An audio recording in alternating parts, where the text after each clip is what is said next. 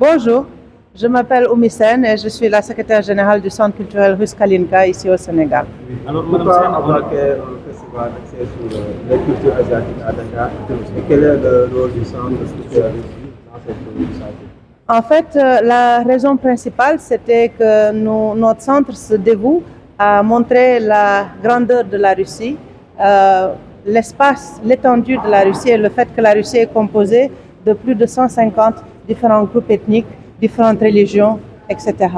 Et quand les 2 tiers de la Russie sont en Asie, forcément c'est très logique que l'on veuille faire un festival qui inclut et qui parle spécifiquement de ces régions-là.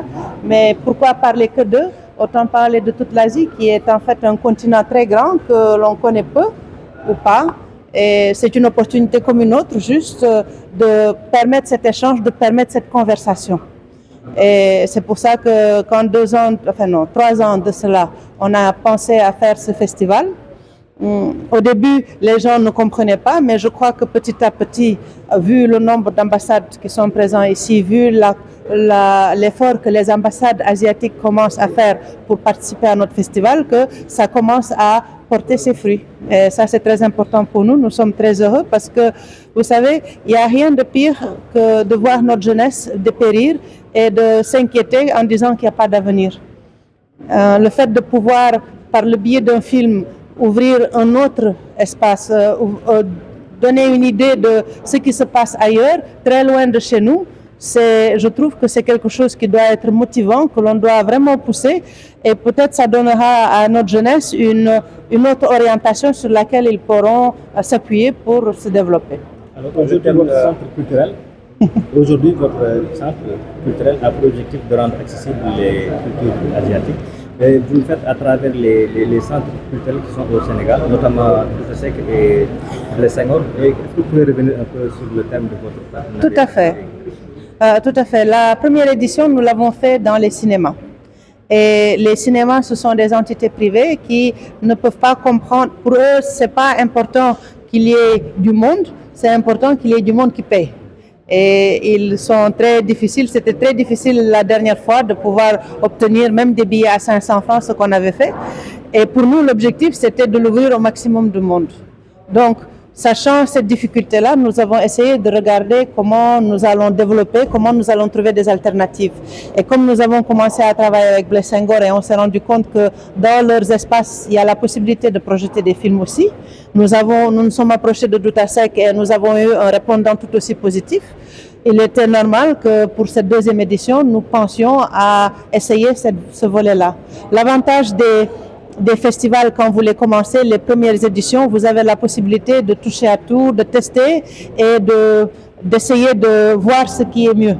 L'année prochaine, enfin non pas l'année prochaine, mais dans 2 ans, quand nous ferons la 3e édition en 2027, ce qui est sûr, c'est qu'on ne le fera pas en octobre. Nous le ferons au mois de novembre, voire même décembre, parce que nous voulons impliquer les écoles. Nous voulons impliquer les lycées, les collèges. Nous voulons faire en sorte que même dans ces établissements-là, ces films asiatiques sont montrés. Et malheureusement, on s'est rendu compte qu'octobre, c'est pas bon, c'est la rentrée. Personne n'a le temps, personne n'est organisé. Et donc, mais c'est quelque chose qu'on a appris et c'est quelque chose sur lequel on va réagir. Et Douta-Seck et Blaise Senghor ont cet avantage qu'il y ait école ou pas, c'est toujours rempli de jeunes. Ce sont des jeunes qui y vont pour l'art, ce sont des jeunes qui y vont pour s'entraîner ou juste pour passer du temps. Et là, ils vont pouvoir en profiter et voir des films qui sont intéressants et qui vont leur parler de quelque chose de nouveau. Là, quelles sont les thématiques qui sont développées? Alors, nous, l'objectif principal, c'était de montrer un film d'un pays. C'était un film qui était produit là-bas, qui parle de là-bas et qui nous donne un aperçu de leur culture, de leurs habitudes, de la manière dont ils gèrent des situations lambda. Et donc, sur cette base-là, on a demandé à ce que l'on nous prête des films pour qu'on puisse le montrer. Parce que je trouve que c'est comme ça que la curiosité est créée, c'est comme ça qu'un intérêt neuf est créé et peut-être, pourquoi pas, une autre opportunité. Ambassadrice du Pakistan au Sénégal. Je suis là depuis 2023. Appréciation aujourd'hui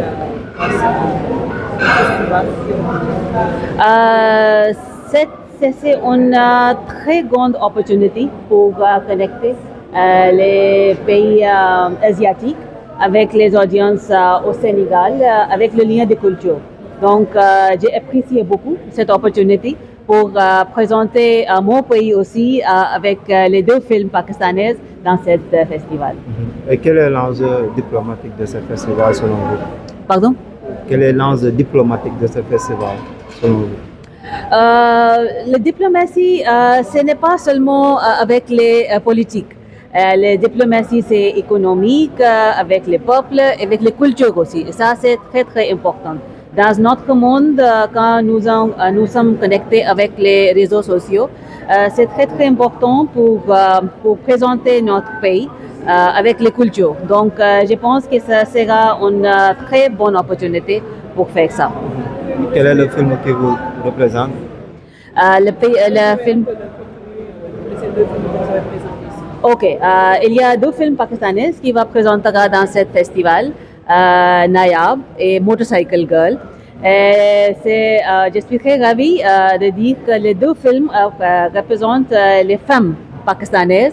Avec Nayab, c'est une femme qui doit faire le cricket et elle réussit et elle fait son rêve.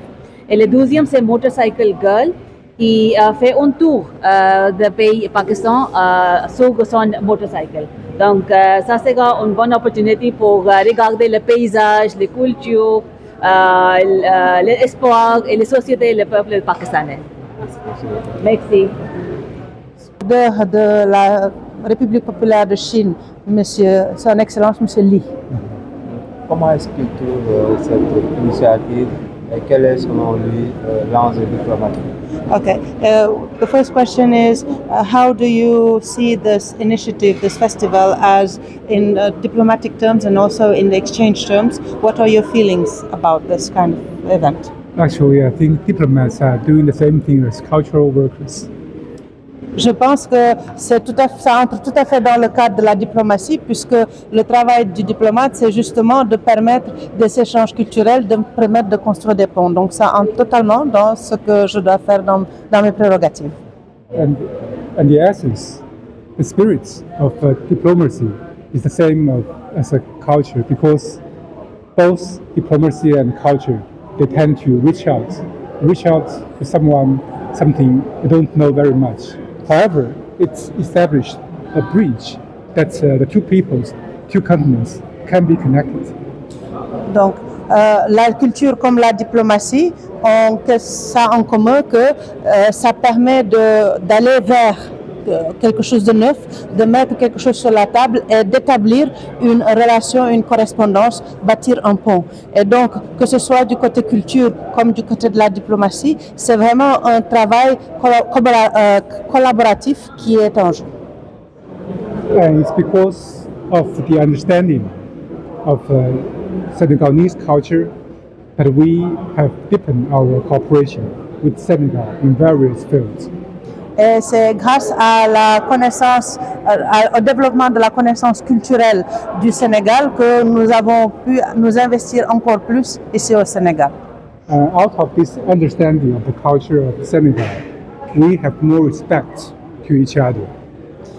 Grâce à cette connaissance mutuelle de la culture de chacun, nous sommes en mesure de respecter plus l'autre et travailler et collaborer mieux. Mutual respect is the most important part of people-to-people relations and the country-to-country cooperation. Le respect mutuel, le respect du prochain est une base fondamentale dans le développement des relations entre les personnes, mais aussi entre les communautés et les pays. Actually, Chinese is no stranger to Senegalese. You see, in the downtown Dakar, we can see the Black Civilization Museum.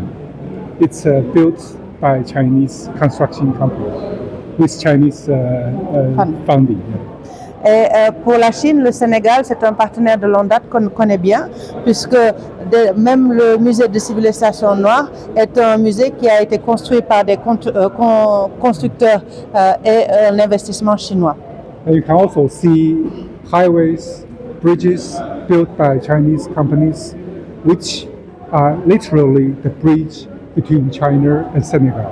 Et nous pouvons voir aussi des investissements chinois dans le développement des voies ferrées, des voies routières.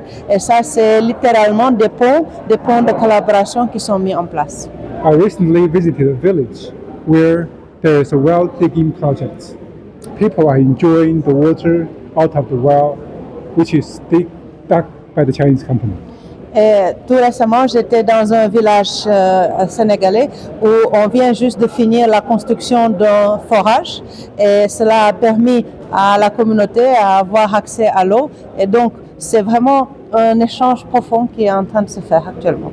And Senegal has also a very famous figure, celebrity in China, Mr. Lam. Et en Chine, nous avons un Sénégalais qui est très célèbre, Monsieur Lam. Which Lam? He's a celebrity on TikTok. Ah, TikTok. On a, ouais, Jamil Lam. That's right, yeah. Il est très célèbre en Chine. Donc Yeah. le Sénégal, on le reconnaît en Chine. And recently, before he went on a visit to China, we met at the Chinese embassy. Ah, tout récemment, pour son voyage en Chine, il est venu et je l'ai rencontré à l'ambassade de Chine. And I said to him, "You are also an ambassador of Senegal to China." Et je lui ai dit que vous aussi, vous êtes un ambassadeur du Sénégal en Chine. Par votre biais, les Chinois connaissent le Sénégal. And his video went viral on Chinese TikTok. Et ces vidéos sont virales en Chine. So, with that said, I think diplomacy and culture, they are the same. It's the aim of these two is to deepen our understanding of each other, to deepen our friendship, to deepen our partnership, and to deepen our brotherhood. Et donc, pour vous conclure, je peux vous dire que la politique, la diplomatie et la culture, c'est la même chose. Et l'un permet à l'autre de se développer et c'est collaboratif et c'est ce qui permet de renforcer les relations, de renforcer les communautés et de renforcer le développement. Well, thank you. Merci beaucoup.